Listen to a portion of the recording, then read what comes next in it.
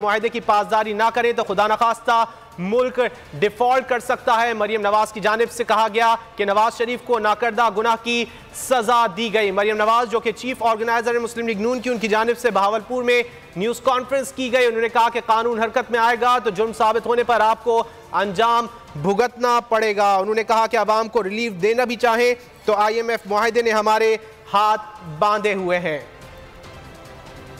आपको आगाह कर रहे हैं, मरियम नवाज की जानिब से अब से कुछ देर कबल मीडिया से गुफ्तगू की गई और उन्होंने ये ऐलान किया कि नवाज शरीफ चंद हफ्तों में पाकिस्तान वापस आ रहे हैं और हमारा बयानिया हक़ाइक़ पर मबनी है। मरियम नवाज की जानिब से कहा गया, जबकि गुज़िश्ता हुकूमत को उन्होंने तनकीद का निशाना बनाया। आज़ादी सहाफ़त के हवाले से उन्होंने बात की और उनका ये कहना था कि वो आज़ादी सहाफ़त पर यकीन रखती हैं और आज़ादी सहाफ़त के साथ आज भी खड़ी हैं। PTI के रहनुमा अली जैदी हमारे साथ मौजूद हैं। मजीद इसी बारे में उनसे, अली साहब बहुत शुक्रिया आपके वक्त का। मरियम नवाज ने जो मीडिया से गुफ्तगू की है, क्या कहेंगे आप इस पर? मैंने जी गुफ्तगू देखी नहीं, क्या कह रही थी वो? उनका ये कहना है कि IMF के जो मुआहदे गुज़िश्ता हुकूमतों ने किए हैं उन्होंने हमारे हाथ पांव बांध दिए हैं। साथ साथ उनका ये कहना है कि नवाज शरीफ साहब कुछ अरसे के बाद पाकिस्तान वापस आ रहे हैं। ये तो हम कई जमाने से सुन रहे हैं कि नवाज शरीफ साहब आने वाले, नवाज शरीफ साहब आने वाले। पता नहीं कौन से नवाज शरीफ साहब है जो आएंगे वापस। लेकिन हालात ये हैं कि आज जो आपकी इन्फ्लेशन है वो 48 साल की हाइट पे पहुंच गई है, यानी कि 27.6% हाई CPI इन्फ्लेशन जिसे कहते हैं। और जो एक्चुअल इन्फ्लेशन या महंगाई की शरह जो असल होगी उससे भी जाहिर होगी। और अभी जब ये IMF का ये जो उन्होंने मुआहदा साइन कर दिया है, नया वाला करने जा रहे हैं, एक और ये महंगाई का बम फटेगा पाकिस्तान के ऊपर।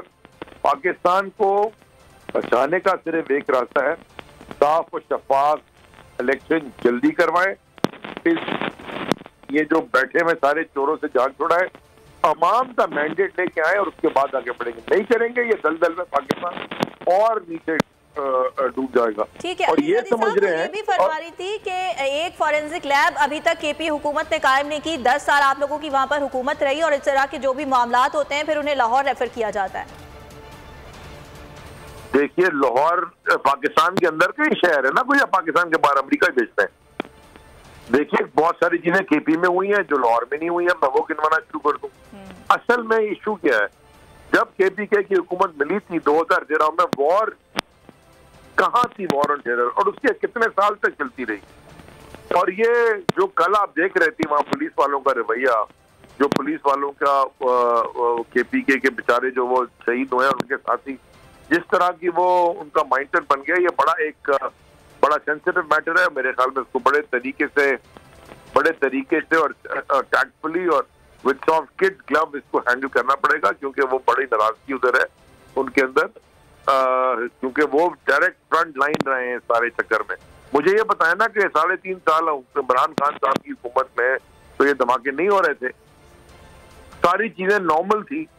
6% ग्रोथ रेट थी, पेट्रोल की कीमत इंटरनेशनल मार्केट में से बहुत ज्यादा थी, पाकिस्तान में बहुत कम थी। डॉलर फिर भी एक सीलिंग के ऊपर नहीं जा रहा था।